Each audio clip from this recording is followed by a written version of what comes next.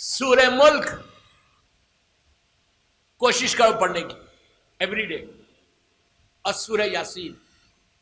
یاسین فشار خبر سے بچاتی ہے، اور سورہ ملک رحمت نازل ہوتی. 10 منٹ کا یہ عمل ہے. اور یاسین پڑھنا تو ایک دعا یہ کرنا، اگر پڑھنا نہیں آتا تو ٹیلی فون پہ ڈاؤن لوڈ کرو سورہ کو اور سورہ سنو. اور یاسین ختم ہونے کے بعد یہ دعا کرنا کہ پروردگار، اگر آج پوری دنیا میں کسی مومن کے اوپر فشار ہو رہا تو اس یاسین کی برکت سے اور آل محمد کی برکت سے اس کی فشار کو ختم کر دے. اور اگر تم نے 10 سال 15 سال 20 سال تک پڑھا، 30 سال تک پڑھا روز، اور پڑھ کے جب تم مرے تو تمہاری اولاد پڑھے یا نہ پڑھے، جب تم نیچے جاؤ گے تو یہ سارے یاسین اللہ تمہارے لیے پلٹا دیتا. مرحوم کے لیے یاسین اور سورہ ملک از دا بیسٹ عمل.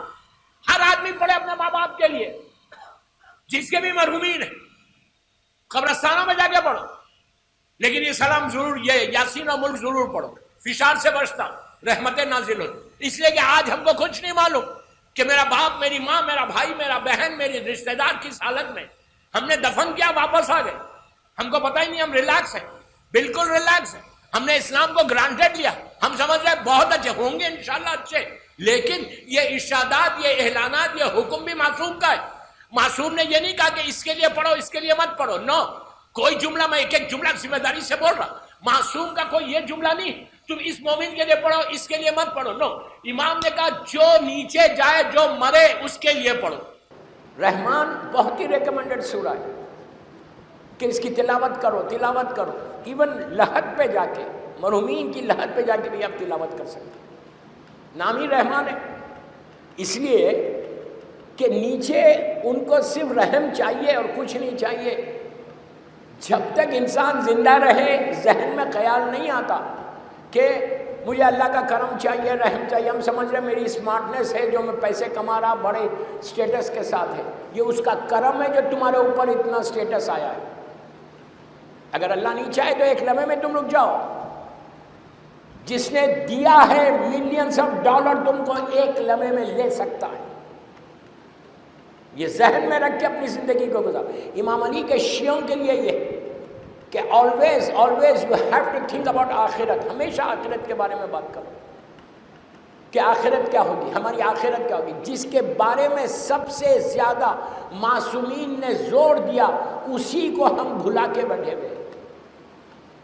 پورا جتنی رمضان کی آپ نے دعائیں پڑھی، مشہور دعا رمضان میں نماز میں پڑھتے ہیں، یا علی ہو یا عظیم یا غفور ہو یا رحیم، سب کو رٹی ہوئی دعا ہے. اس میں بھی یہی ہے کہ آخرت آخرت آخرت آخرت. لیکن ہم کبھی بات ہی نہیں کرتے. We don't talk. ہم اپنے ڈائننگ ٹیبل پہ بیٹھے ہوئے ہیں، ڈرائنگ رومز میں بیٹھے ہوئے ہیں، پارٹیز میں جا رہے ہیں، لیکن کبھی بھی ہم آخرت کے بارے میں نہیں کرتے. جبکہ حکم ہے کہ تم کرو. ہو سکتا کوئی نئی چیز تم کو مل جائے جو تم اپنی لائف میں اس کو امپلیمنٹ کر لو. دوستو، یہ زندگی کا سپین بہت چھوٹا ہے. اللہ سورہ رحمان میں کہہ رہا کلو من علیہ فان. یاد رکھو یہ کوئی حدیث نہیں ہے، یہ کوئی روایت نہیں ہے، یہ اللہ کا اناؤنسمنٹ ہے، اعلان ہے اللہ کا سورہ رحمان میں کہ میں ہر چیز کو فنا کرنے والا ہوں. جب اللہ بول رہا کہ میں فنا کر دوں گا تو پھر کوئی چیز باقی رہنے والی نہیں. نہ یہ زندگی ہے، نہ یہ ہمارا بزنس ہے، کچھ باقی نہیں رہے گا. ہر چیز ختم ہونے والی ہے.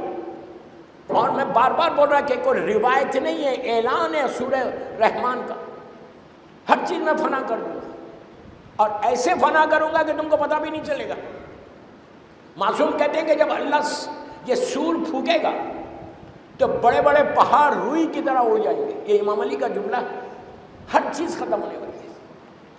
جب سب چیزیں ختم ہونے والی ہیں تو پھر یہ ہماری پلاننگ کیا ہے، پھر ہماری یہ زندگی کیا ہے کہ ہر چیز ختم جب ہونے والی ہے تو ہم نے کبھی، آپ انصاف سے بولو، 24 گھنٹے گزرتے ہمارے، کیا 24 گھنٹے میں ایک دفعہ ہمارے ذہن میں خیال آتا کہ جب ختم ہونے والی ہے، میں مٹھی بننے والا ہوں، تو میں اس کی تیاری کیا کر رہا ہوں؟ اپنے آپ کو پریپیئر کرو. میں یہ نہیں بول رہا کہ سب چیزیں چھوڑ دو، نہیں، چھوڑنا نہیں ہے. آپ کو جاب کرنا ہے، آپ کو بزنس کرنا ہے، آپ کو شادی کرنا ہے، بچے، فیملی، ساری چیزوں کو لے کر اس آخرت کے بارے میں سوچو.